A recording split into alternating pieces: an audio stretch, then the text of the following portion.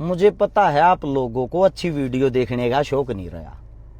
1 minute का time लेकर के इस वीडियो को देख लेना। 100% थारे नहीं तो थारे माँ बाप के काम आओगी।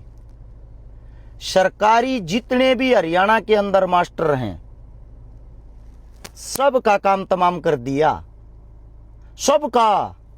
सुन लो कदे पछताओ न्यू को वर्ष ने बताई थी हमने बेराना पट्या। वैसे तो भारत के अंदर लेकर आए हैं यो रूल, लेकिन मैं बात हरियाणा की कर लूं। भारत तक घना बड़ा हो गया। हरियाणा के अंदर 2009 तक पहले सरकारी टीचरों की जितनी भी भर्ती हो रही है उन सब ने दोबारा से टेट देना पड़ेगा। जिस तक टेट क्लियर नहीं होया उन सब को नौकरी तय बाहर निकाल देंगे, टोटली सबको। यानी कि जो आदमी इस टाइम पर रिटायरमेंट पे बैठे हैं वे भी बाहर काट दिए जाएंगे। यो हरियाणा सरकार लेके आई है अभी अभी। आप लोगों को अब मैं एक बात समझा देता हूं, समझ लेना। और इस वीडियो को शेयर करना, क्योंकि मीडिया के पास इतना वक्त नहीं होता सरकार के खिलाफ की कोई चीज दिखा सके, और नेशनल मीडिया तो बिल्कुल नहीं दिखाएगी। आप लोग ही मीडिया हो। आप लोगों से एक ही बात मांग रहा हूं, एक तो वीडियो को सुनना, एक शेयर करना।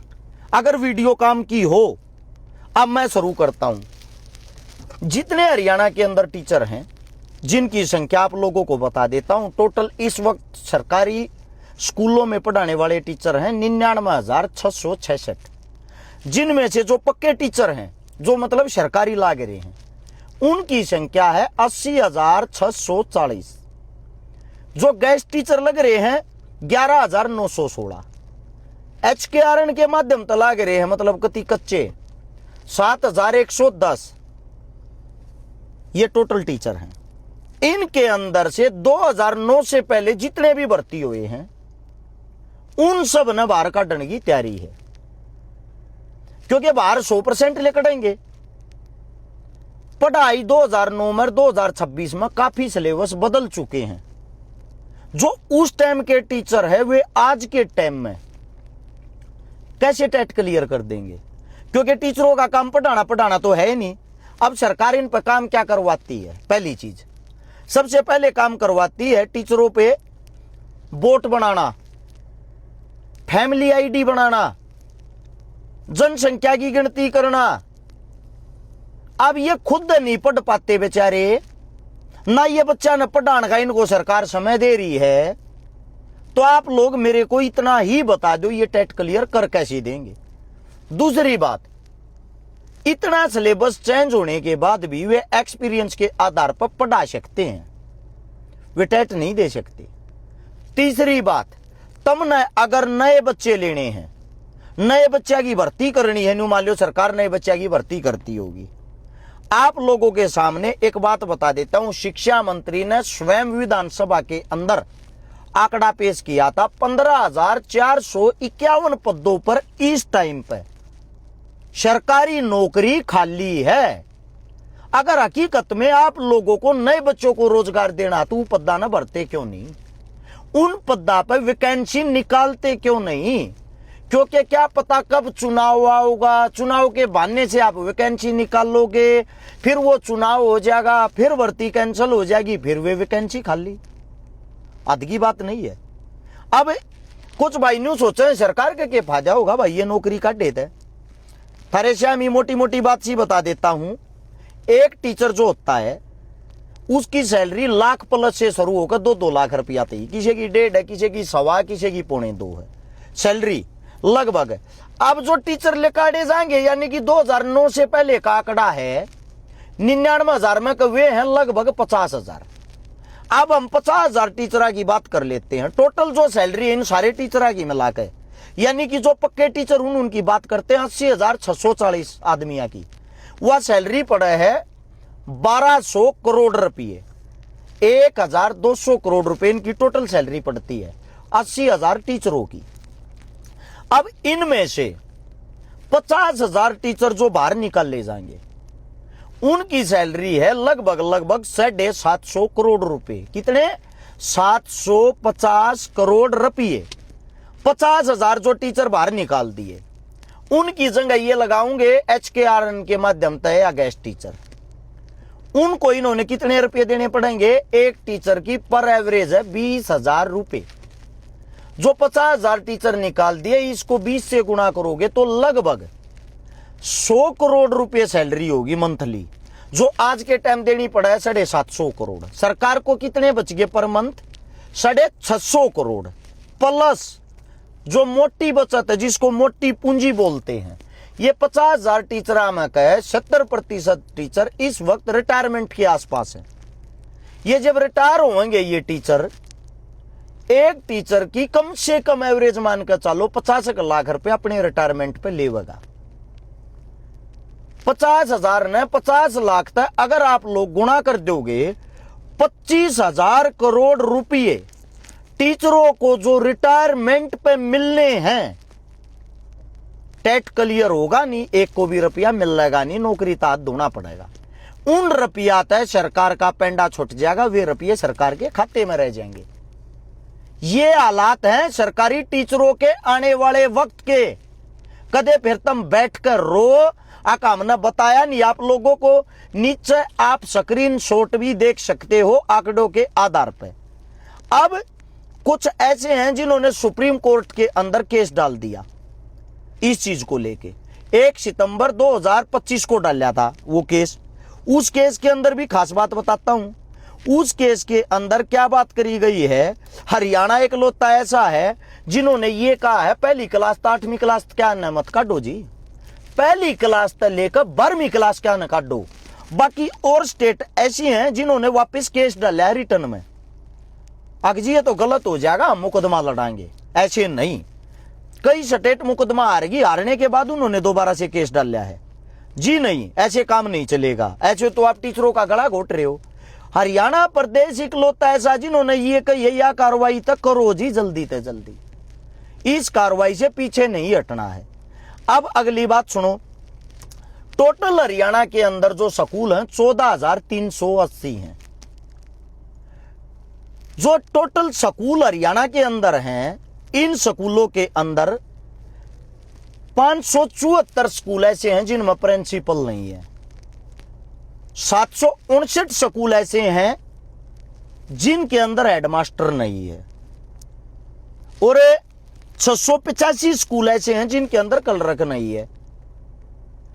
और जो 84 घंटी बजानी है, पानी पियानी है, पीएनजी न कहा करे 4134 वे हैं जो ग्रुप डी की वैकेंसी मार्च 2025 का आंकड़ा है, उस टाइम तक खाली पड़ी है। अब ये सोचोगे हेडमास्टर से 759 और प्रिंसिपल 574, एक का बात ना है। जो प्लस 2 तक का स्कूल होता है उसके अंदर प्रिंसिपल होता है, 10वीं तक का स्कूल होता है उसके अंदर हेडमास्टर होता है। जब स्कूलों के अंदर हेडमास्टर ही नहीं है, प्रिंसिपल ही नहीं है, उन स्कूलों को कौन संभाल रहा है? बहुत सारे स्कूल ऐसे हैं। बात करूंगा जिला सिरसा की, संपूर्ण सिरसा के अंदर एक भी हेडमास्टर और प्रिंसिपल नहीं है। जहां स्कूल बनया ना 25-25 साल हो लिए। भीमा नाम का गांव है, सुरतिया नाम का गांव है, जाकर चेक कर लियो भाई जो आसपास के नजदीक के हूं। एक एक स्कूल में इसी चीजें हैं। 100 बड़का पे एक टीचर है। जहां जरूरत है मास्टरा की, और ये मास्टरा ने बाहर निकालने की तैयारी कर रहे हैं।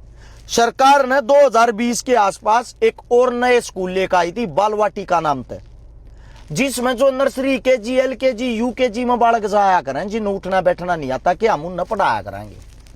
उनके नाम पर 1338 स्कूल खोले गए थे।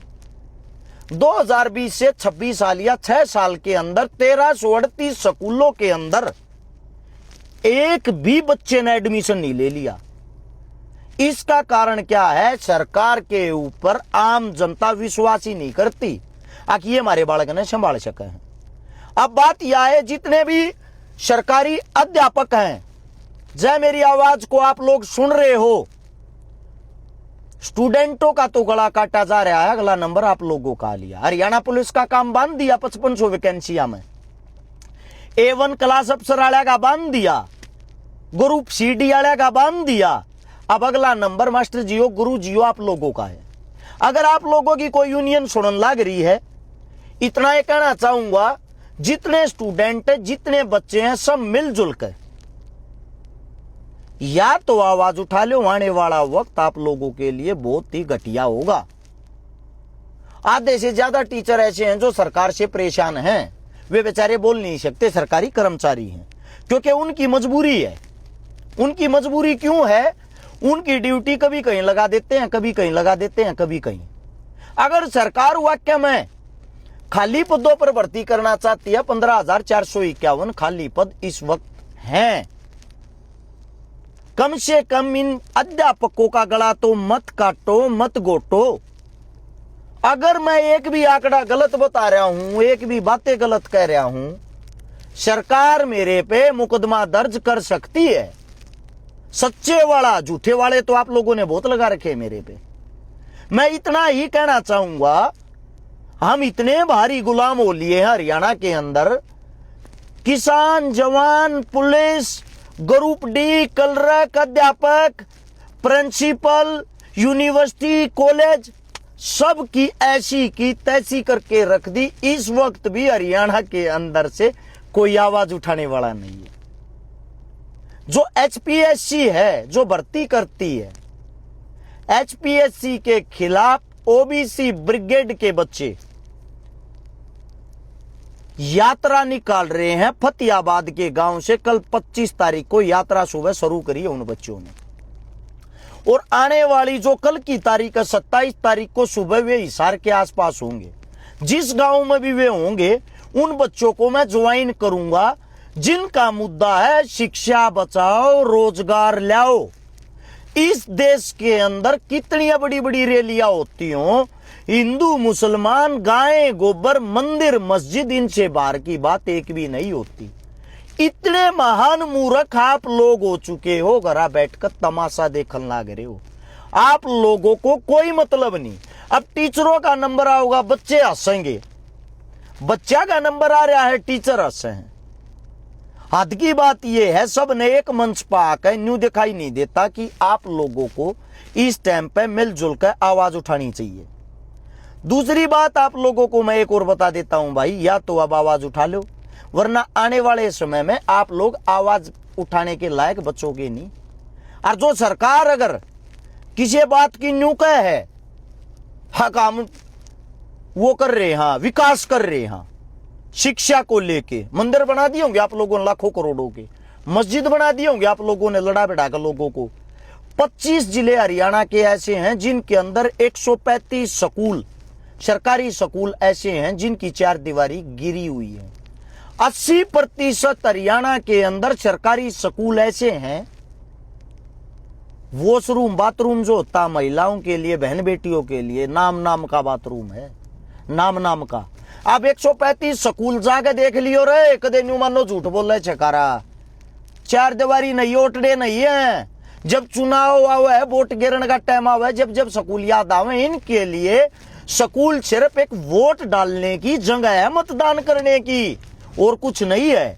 जो 135 स्कूल उनमें का गुरुग्राम जो है उसमें 7 हैं, हिसार में 4, झज्जर में 16, जींद में 2, कैथल में 1, करनाल में 1, करनाल में 2, कुरुक्षेत्र में 1, महेंद्रगढ़ में 7, नू मेवात में 8, पलवल में 15, पंचकुला में 12, पानीपत में 4, रेवाड़ी में 12, रोहतक में 1, सिरसा में 2, सोनीपत में 4, यमुनानगर में 10, कुल 135 स्कूल ऐसे हैं, आंकड़ा उठा के देख लेना, जिनकी स्कूला का दीवार नहीं है। एक क्रांति सोशल मीडिया तक भी आ सके है। अपने गांव के सरकारी स्कूलों की वीडियो बनाकर हालात दिखाकर सोशल मीडिया पर शुरुआत करो। जितने अध्यापक का मानता हूं आप लोग आवाज नहीं उठा सकते, नौकरी जान का डर है, आवाज ना उठाओगे तो थारी नौकरी बचेगी कड़ा। बाकी थारी मर्जी भाई। ये हालात मेरे हरियाणा के हैं, मन दुख हो तकलीफ हो है। ये वोट मांगने में, लड़न में, बैठन में, कट्टन में, मरण में नेता इससे चीजें बीजी रहा है। बाकी तुम्हारी मर्जी भाई, तुम ये लड़ाई लड़नी या नहीं लड़नी। हम कल से हरियाणा के अंदर रोजगार बचाओ रोजगार लाओ की यात्रा की शुरुआत कर रहे हैं। शिक्षा बचाओ रोजगार लाओ की तुम्हारी मर्जी भाई, तुम ज्वाइन करना चाहते हो, मिलना चाहते हो। शाम को गामा की लिस्ट डाल दूंगा, जिन कल गामा में जिन मांगेंगे, तुम्हारी इच्छा है तुम मिल सकते हो। तो ये हालात हमारे हिंदुस्तान के इस वक्त के हैं। हिंदुस्तान के अंदर हरियाणा का हाल मतलब आप लोगों को बताया है। सभी साथियों को वीडियो अच्छी लगी हो शेयर जरूर कर देना भाई। शेयर करके तो आवाज बुलंद कर सकते हो सोशल मीडिया के माध्यम से। सभी को राम राम, जय हिंद।